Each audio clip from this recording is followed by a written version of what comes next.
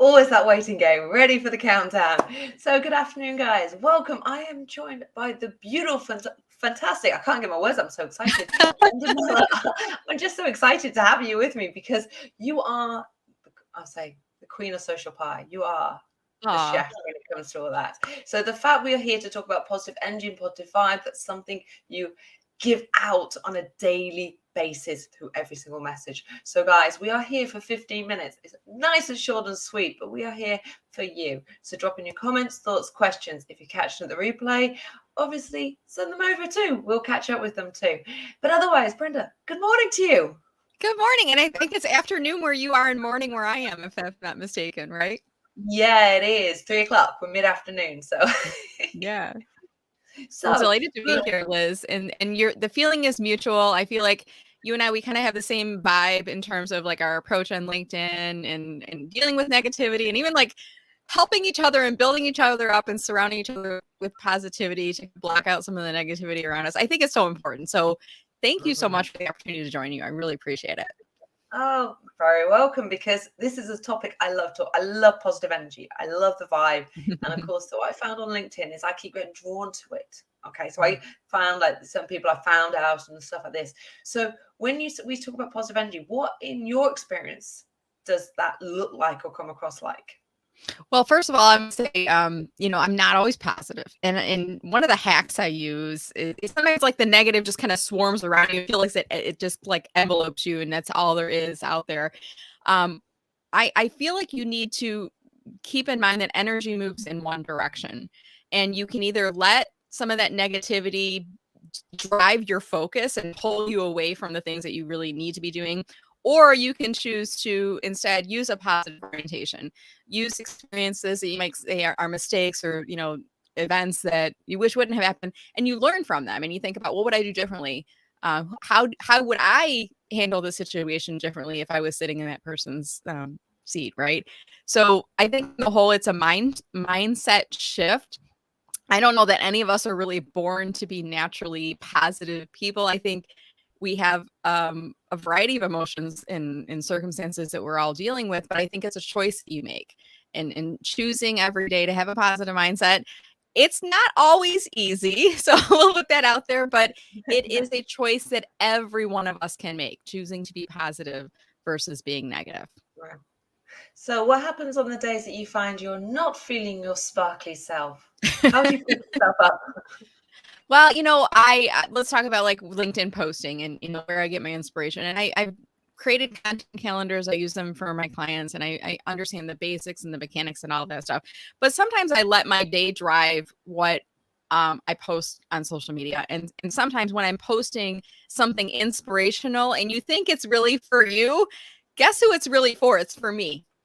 And I put that out there, and you put a positive vibe out there or an inspiration or a mantra or something. And what you find is that it's really magnetic and attracting the same people who share those philosophies to your profile and adding comments in. But guess what? Those positive comments that they make on your post help to get you out of your rut, because you start to see like we're all the same. We're all the same, and we all have similar things that drive us and similar circumstances and things that happen in our lives. But for me, if I'm feeling like I'm in a rut, I choose something positive to post on social media, and then I wait to see what happens. And my community always, and you're one of those people, that you always reply back and you always say something nice and thoughtful. And I'm like, oh, it lifts my spirits up.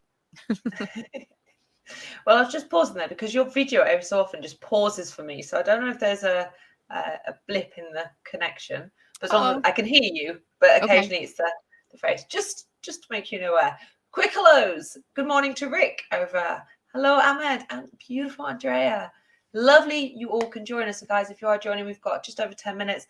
I've got the beautiful Brenda with me, and it is going to be a fabulous fun to fill 10 minutes. But yes, this is one thing someone said to me always, because they say you always try and put personal comments. Okay, occasionally, I'll put thanks for sharing, or try and, just to acknowledge and appreciate post. Right. But I actually like to take personal. So it takes me a lot longer, but it also means that it's always me. What you're getting is me.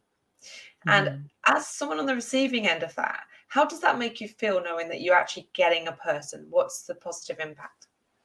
Well, I feel like social media, I think sometimes we forget that it's social. And that means it's people socializing with each other. And we're not just posting to get likes and impressions. We're really posting to try to generate engagement, to generate thoughts, to generate conversations. So similarly to, when you post, I mean, I think about I'm trying to reach one person.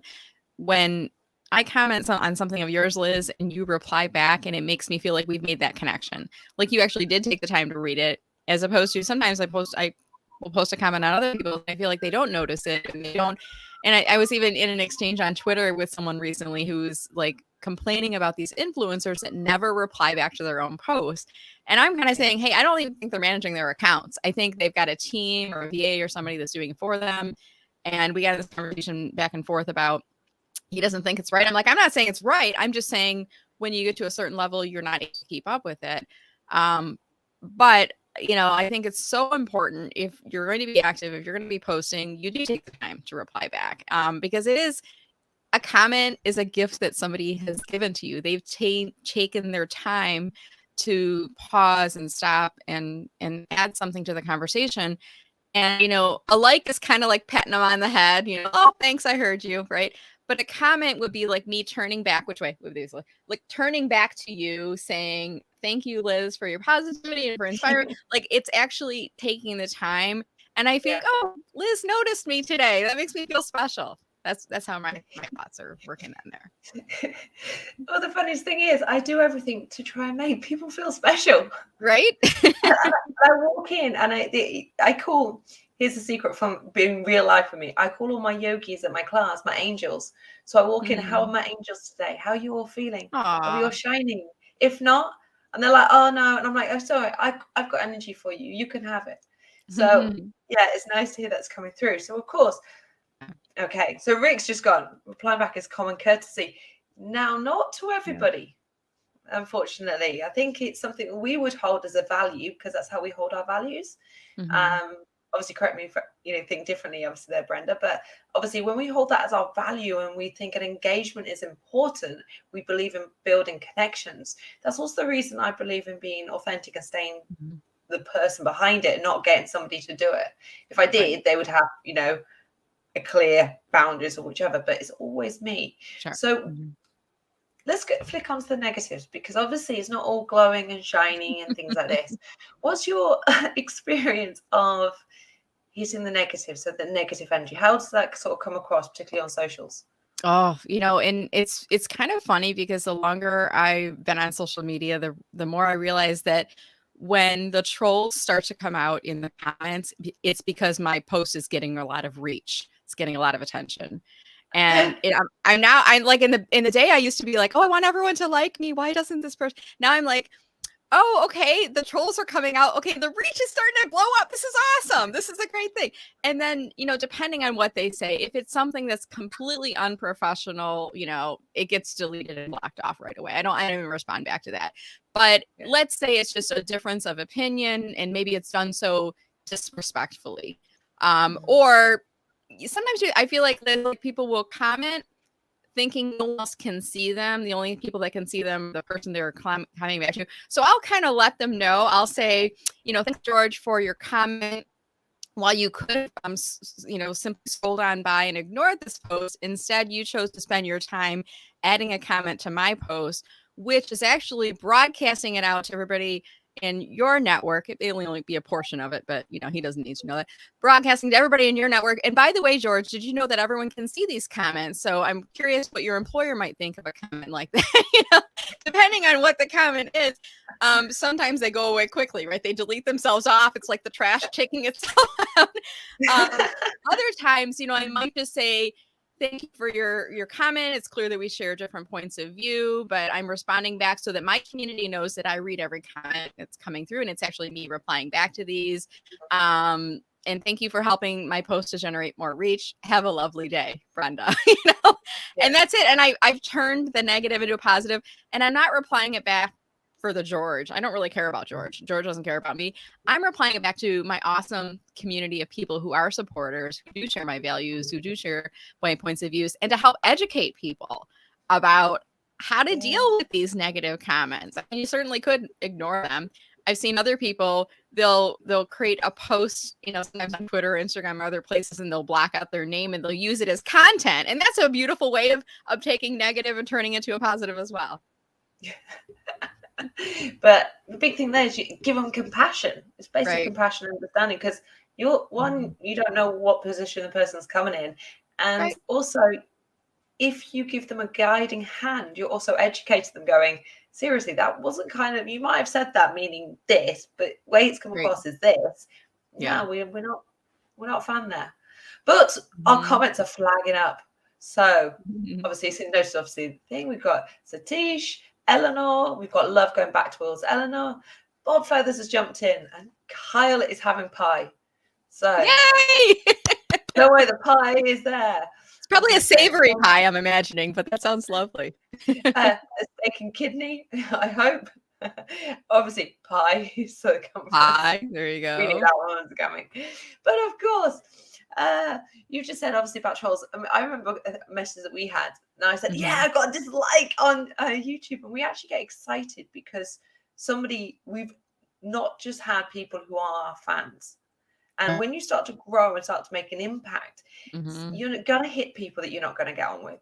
Right. And how, obviously, you've just shared about giving sort of posts and stuff like this. How do you deal with that yourself to obviously keep your positive energy flying? Yeah, but I want to talk about something we can all do, and that is we have on LinkedIn, we have the power to report people to LinkedIn, and many people may not know this. When you first report someone to LinkedIn, it's an automated review and screen, and if there's certain keywords that are in there that are on the no list, they'll get, you know, flagged up, and action will be taken. If it's vague, you'll probably get the form email back from LinkedIn saying we saw nothing wrong with it. And that's automated. That's not a real person. So if you really feel like there's something wrong with it and they missed it, you got to reply back to them. So reporting is the first step. The second thing you'll need to do is I look at common connections. And I think that you and I had one of these exchanges recently where I had something inappropriate. And I said, it looks like this person is connected with you too. I wanted to see if you've ever seen anything off-putting from this person. And I think at that point, I reported him to LinkedIn. I alerted a few common connections, people that I knew well, not people that I didn't know well, but the people I knew well, like you. I said this, and then I blocked him. And that was it. And when you block the person, they can no longer see you. You can no longer see them. They can no longer tag you in on posts. So it kind of keeps some distance at them. Reporting helps. It's almost like weeding the garden. It helps to get rid of those people off of LinkedIn, because if they get enough reports on them and they are doing inappropriate things, LinkedIn will stop that from happening. Alerting common connections helps with that, because, you know, when I alert, you might have been like, I've never noticed anything, but now looking at it a little bit closer, I see what you mean, right? And then blocking, you know, it does help to remove them from the platform. I think sometimes as women, we don't want confrontation. We don't want to anger these people that are coming after us, because we really just want to go about our business, right? But we need to take action by doing more than just ignoring them, because by allowing it to happen is allowing those people to continue on the platform. And it's actually, I think, causing many people to hold back because they're worried about some of these things that are happening on the platform, unfortunately. Completely agree. Because I remember being a small fish starting out on, okay, it was mainly Facebook and Twitter, but I got a lot of negatives when I started, and it wasn't much fun. It really wasn't. Yeah. So it's kind of our ways, experienced bodies on the platform, to be able to give a guiding hand, like a big sister or brother or something, a bit like a family. So as we've got our last minute, what is the one tip that you would give for people to stay positive and keep positive messages going out there, keep their energy, their well-being? What would you say? So I'm going to repeat what I said earlier. Energy moves in one direction. You can choose to be positive, and you can choose to spend your time and energy on things that help you to meet your personal and professional goals, or you can choose to focus on the things that are negative, that pull you back from achieving your personal and professional goals. And every day we make choices, and it's not to say it's always easy to choose the positive route. Sometimes you need to allow yourself to have those emotions. But you know, think about 24 hours, and I've got like this little sand through the hourglass thing about, you know, I mean, every day we flip that over, right? And that's as many hours and seconds and minutes as we have in our day, and it's finite. in what we have. So you're choosing where to spend that time every single day. So I say choose to be positive. And when you are having a negative day, so I think it's really important to surround yourselves with people like Liz who are positive, who help to lift you up. And even sometimes, you know, people like Liz, I mean, you're like my lifeline. I'll reach out and I'll say, hey, I'm noticing something weird. Is it just me or are you seeing it too? So it's having a community of people who are like-minded, who are also positive, who also can help to lift you up. I think that would be my advice for your listeners here, Liz. And I would continue on that. It's like you can have that support. You don't have to join a pod, a group, or something. You can just have a connection and build that valuable connection through personal messages, through comments on posts, and the support when you need it. So you don't think these pod things and all this are a great way. That's obviously another conversation, but another day. Otherwise, let's quickly catch up with these guys. Obviously, mushroom pie is going down. Rick just loves your strategy. Valerie's joined us. Oh, good morning, Valerie. Lovely. And I know thunder. Okay, we're in the weather over here. Are you in the UK? We have weather. Obviously, Sarah's obviously with the support. Obviously, don't be afraid. So again, don't be afraid to use the tools that are there. And of course, Darren's obviously straight behind you, loving the attitude with trolls, obviously. These are why we have such positive people like yourself on the platform and each other, so we can stay with it. So guys, if you have been joining and tuning in, thank you for your time for listening. We have gone over just slightly. Otherwise, we will wish you a very good day. Drop in any thoughts, comments, and definitely connect with Brenda. She's totally awesome. Right. Thank you very much for your time. And we'll see you later. Thank you.